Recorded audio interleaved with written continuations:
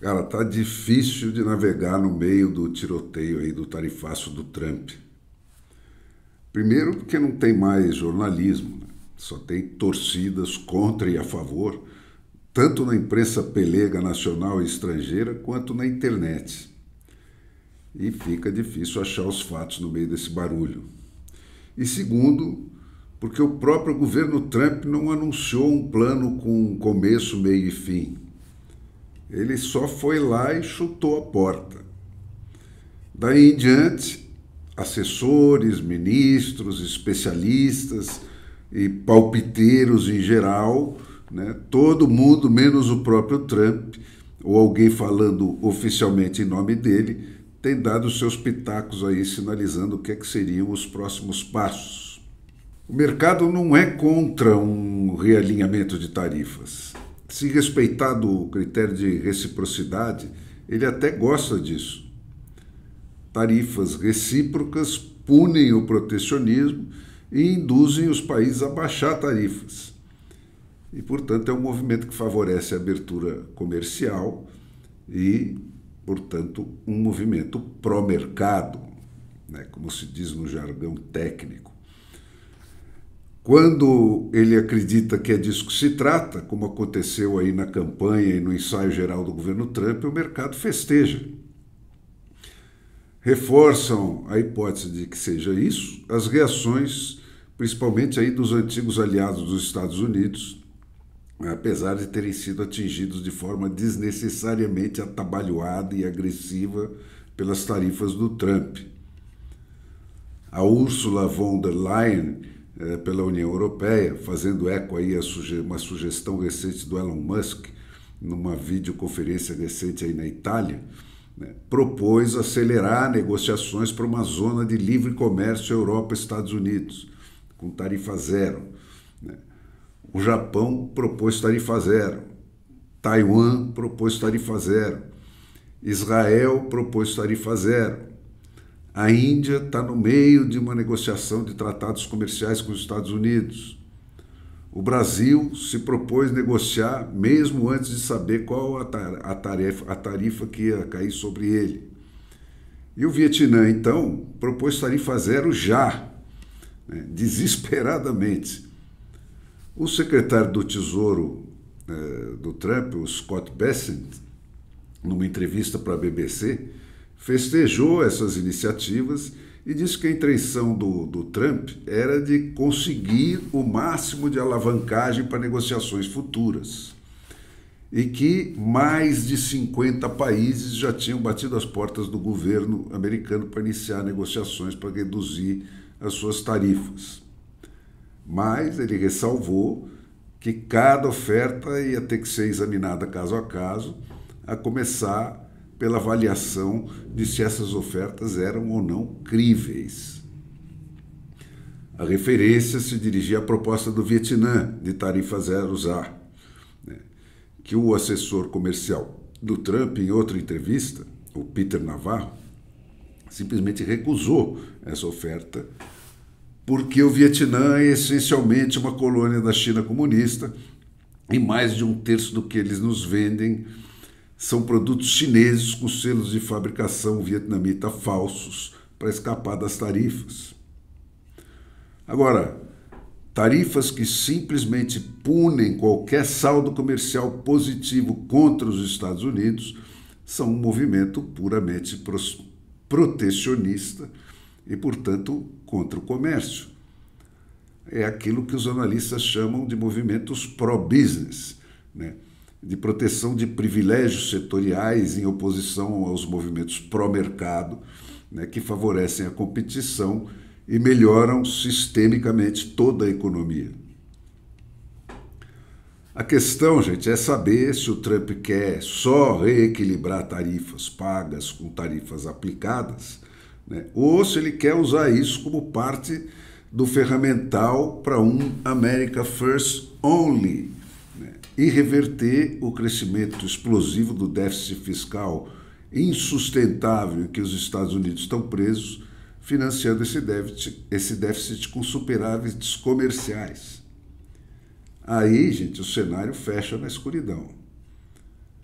Corroboram essa hipótese o claro improviso das medidas anunciadas pelo Trump, a falta de rigor econômico da fórmula de cálculo utilizada para definir essas tarifas, que não resultou em números proporcionais aos praticados por cada país visado, mas em números muito maiores que isso. E corrobora mais ainda essa hipótese os sinais que vêm sendo emitidos repetidamente dentro da equipe mais próxima dele, o Elon Musk entre esses, né, de que essa discussão existe dentro do governo e incomoda gente cujos negócios, como os do Elon Musk, estão plenamente inseridos nas cadeias internacionais de fornecimento de componentes. A situação aí, gente, fica bem mais complicada. A China produz tudo barato e vende principalmente para os Estados Unidos e, com o lucro dessas vendas, compra dívida americana. E os Estados Unidos passaram anos pegando dinheiro emprestado da China para comprar produtos chineses e, com isso, deixaram toda a sua indústria manufatureira migrar para fora do país. O que se criou com isso é um esquema de dependência mútua, mas que é claramente insustentável pelas proporções que essa dívida tomou. Funcionou enquanto os Estados Unidos acreditaram possível que essa dependência não fosse explorada em termos de hegemonia geoestratégica, mas com a ocupação crescente da economia americana por monopólios, né, para fazer frente aos monopólios chineses, o achinesamento dos salários nacionais e o aprofundamento vertiginoso da má distribuição da renda, acirrando as diferenças e a polarização política, não é de hoje que isso se vem revelando uma quimera. Os Estados Unidos veem a China cada vez mais como um inimigo e vice-versa. E com um mundo que gira do multilateralismo para o unilateralismo, só America First faz sentido.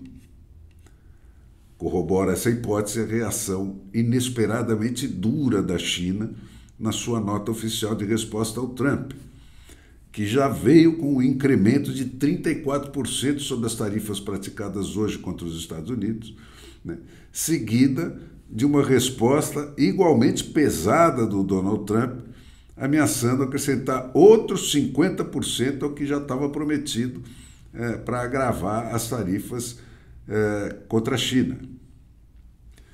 A minha impressão é de que, apesar do custo pesadíssimo que uma guerra comercial pode ter para a China, com o maior comprador do universo, os Estados Unidos consomem 19 ou 20 trilhões de dólares por ano, né? Quando o resto do mundo somado não chega nem aos pés disso.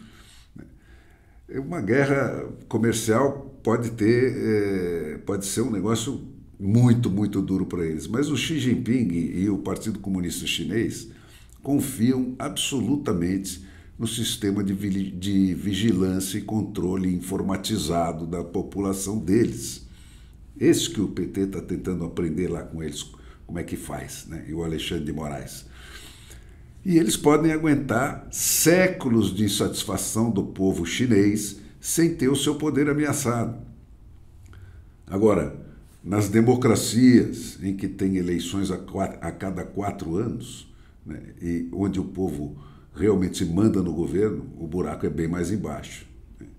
E o Trump já arrumou inimigos que cheguem lá, enfrentando toda a máquina do Estado Federal, que já estão fazendo passeatas lá contra eles.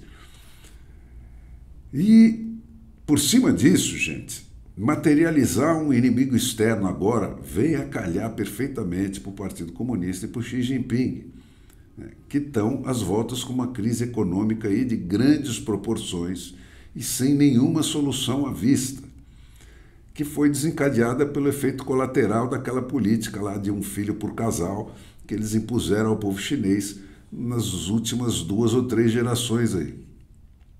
A previdência de um país de velhos, né, com uma juventude artificialmente reduzida, né, para entrar no mercado de trabalho e financiar a aposentadoria desses velhos, acumula uma pressão aí para uma explosão de grande magnitude logo adiante. E já para a Europa e os outros aliados feridos nessa briga, né, a alternativa para os Estados Unidos simplesmente não existe, a menos que eles queiram passar todos a falar russo nos próximos anos. Portanto, gente, nós estamos vivendo tempos perigosos onde tudo pode acontecer. A ver, portanto, aí as cenas dos próximos capítulos.